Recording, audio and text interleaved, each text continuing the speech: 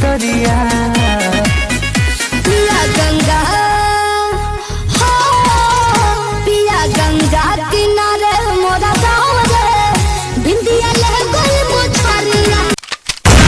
कहलो करार पियार जी कि कम नहीं करब प्यार जी हाँ धान हो धान ही तोहरे बा लूटो जवानी के लहर टिकट काटेला स्टेशन में हमारे टिकट काटी का सारा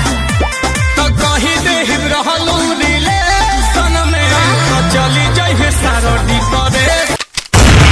अरे जीजा तोहर रंग मारा चाहिले खाला बुझलो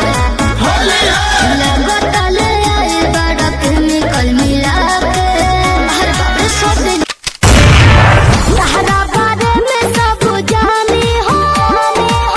बारनी मोहन कैसे मानी हो गठ के करे जवाब तो सुन कोई दो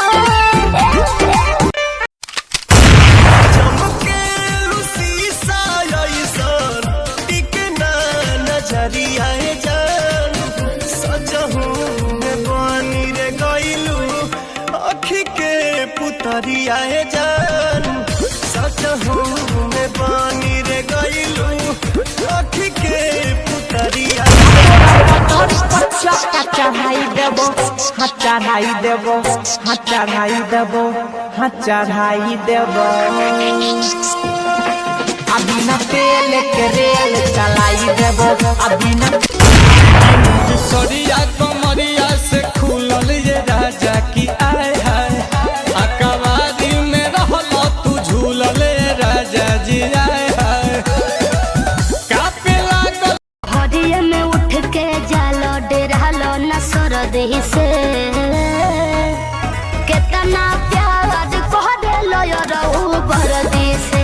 ए जान गोड़ हरिये में उठ के